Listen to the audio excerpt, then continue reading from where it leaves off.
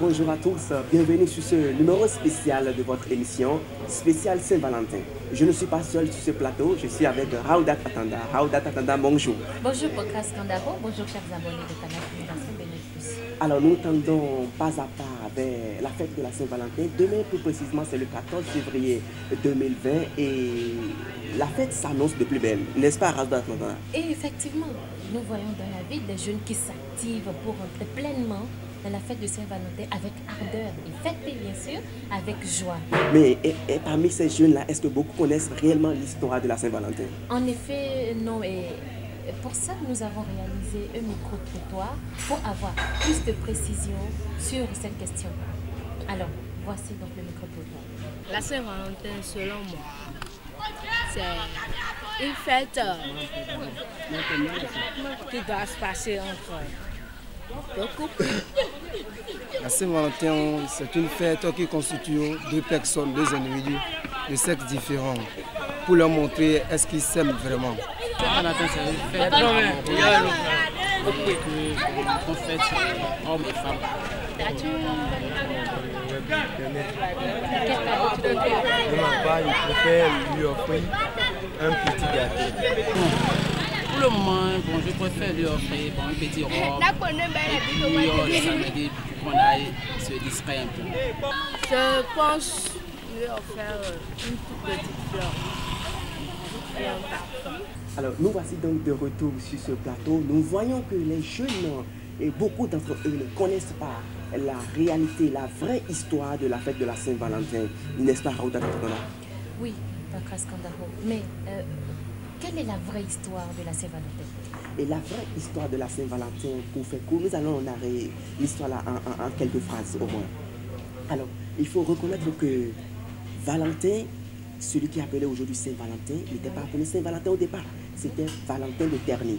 Et il fut un prêtre qui était considéré en fait dans son époque comme un moine, celui qui faisait rire aux enfants, celui qui priait pour des enfants. Il avait une conception de la vie maritale dans sa tête, c'est dire, lorsque les jeunes s'aiment, ils doivent aller devant Dieu, se marier pour mieux vivre l'amour.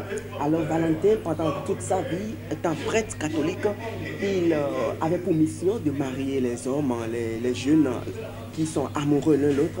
Il les mariait et d'année en année, cela ne faisait que s'accroître les mariages. Alors un jour, il y avait un empereur du nom de Claude II le Gothique qui était le roi du territoire sur lequel régnait et sur lequel habitait, j'allais dire, Saint-Valentin, Valentin de Terni à l'époque. Et le roi, lui, sa vision, c'est que les hommes ne sont pas faits pour le mariage. Les hommes sont faits pour aller à la guerre, tuer des gibiers et remporter des victoires parce que ce sont ces victoires-là qui faisaient lui sa fierté. Donc selon lui, selon Claude le Gothique, oui. le Gothique, ses partisans, ses subordonnés, les habitants de la ville doivent rester célibataires à vie. Célibataires à vie, parce qu'il craignait le fait que les hommes puissent se marier et être plus attachés à leurs femmes que d'aller à la guerre. Alors c'est pour cela qu'il a interdit à Valentin de Terni de continuer dans cette dynamique-là, de marier les gens. Et comme Valentin, il avait cette mission d'obéissance à Dieu, parce que lui, il disait que le mariage était une institution divine. Alors il fallait inévitablement obéir à Dieu. Donc il n'avait pas arrêté. Et donc pour l'empereur Claude II le Gothique, et le fait que le prêtre Valentin de Terni ait refusé, ou bien le fait qu'il continue dans cette dynamique-là, pour l'empereur, c'était de l'entêtement.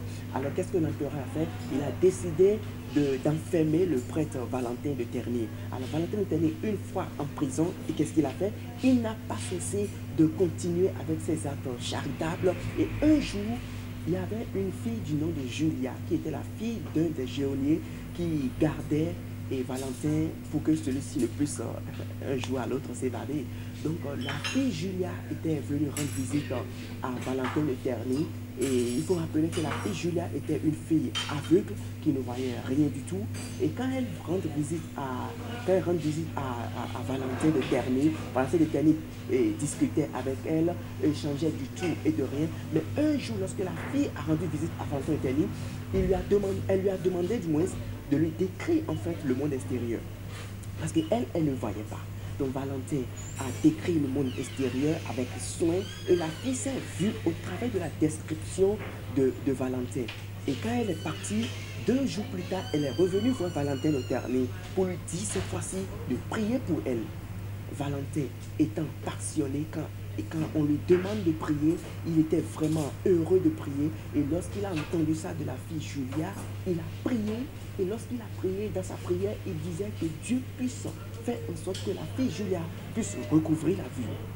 Et juste quelques minutes après la prière, il y a un miracle qui s'est produit. Le miracle est tel que Julia, étant aveugle, juste après la prière, a recouvert la vue.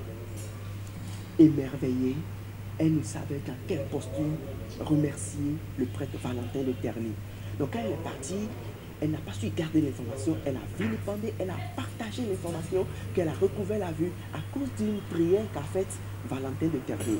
Alors l'empereur Claude le Gothique, lorsqu'il eut vent de l'information, il a dit non. Puisque lui, il était déjà au début athée, il ne croyait pas en Dieu, il avait une autre conception de la divinité suprême de Dieu. Donc il a dit non, qu'il ne peut pas laisser cette information-là aller au-delà. Il ne voulait pas que le peuple, c'est-à-dire son royaume, puisse entendre que c'est grâce à la prière que Julia a recouvert la vue. Alors il a décidé de décapiter Valentin de Terni. Donc c'est à l'arrivée de Gélas, le pape Gélas Ier, qui a décrété que Valentin de Terni sera désormais un martyr. Et à cet effet, la fête du 14 février sera en son honneur. Justement, lorsque Valentin fut décapité, il y a un autre empereur qui est venu, et comme vous l'avez dit, quand il est venu, il a eu vent de l'information. Lui n'était ni non-croyant, ni croyant. Il était juste un centriste. Donc, étant centriste, il a vu que c'était vraiment merveilleux le fait qu'on a pu prier pour une fille et qu'elle a recouvert la vue. Alors, il fallait qu'on décrète, qu'on distingue Valentin de Terni. Et c'est à ce jour qu'il est devenu martyr. Mais pourquoi Pancras Candarot de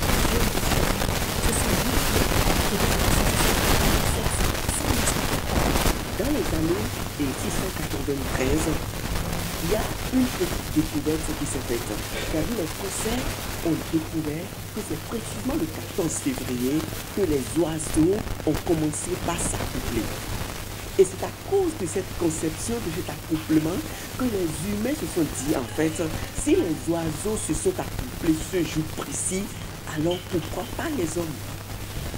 C'est pourquoi les hommes aussi, aujourd'hui, lorsque nous parlons de la Saint-Valentin, la première conception, c'est qu'il faut vivre l'amour de façon intime. Il faut aller au sieste, il faut se livrer au travestisme.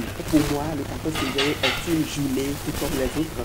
Donc, il n'y a pas une différence aussi particulière, mais pour ma petite expérience, les années antérieures, et la journée du 14 février, je l'ai pu célébrer en famille, et pourquoi pas porter le blanc et le rouge, puisque c'est désormais le dress code.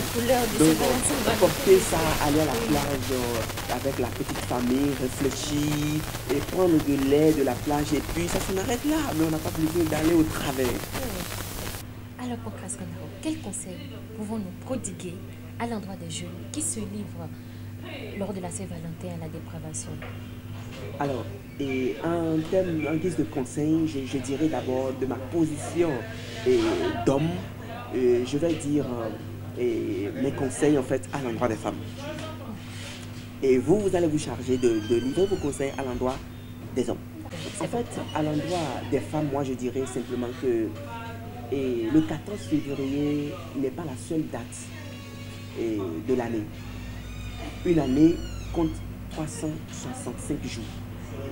Alors, il ne faudrait pas que les femmes considèrent le 14 février comme le seul jour, la seule journée de l'année et se livrer à n'importe quoi.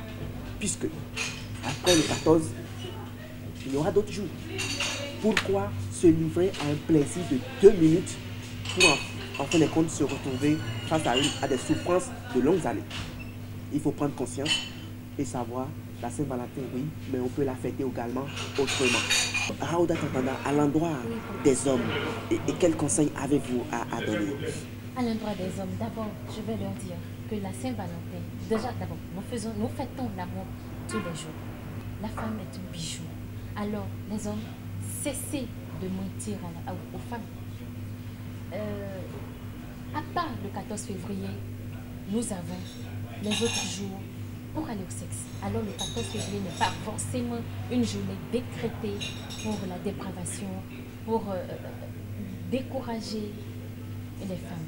Merci beaucoup. Alors, moi, je ne suis pas d'accord avec Raouda Tanda. Lorsque vous dites que les hommes doivent arrêter de mentir aux femmes, est-ce à dire que ce sont les hommes uniquement qui mentent? L'homme, c'est l'homme qui pousse la femme à mal réagir. Si l'homme est bon envers la femme, si le petit ami est bon envers sa petite amie, mais qu'est-ce qui peut amener alors cette fille à mal se comporter envers ce dernier? Alors, donc, si on peut récapituler en disant en fait que la Saint-Valentin, oui. La Saint-Valentin, oui. Mais la conscience interne en vaut mieux. Oui, bien sûr. Donc, merci.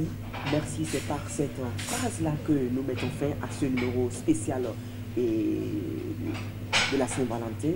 Et nous vous disons merci pour vous qui nous avez suivis. La Saint-Valentin, nous en fêterons.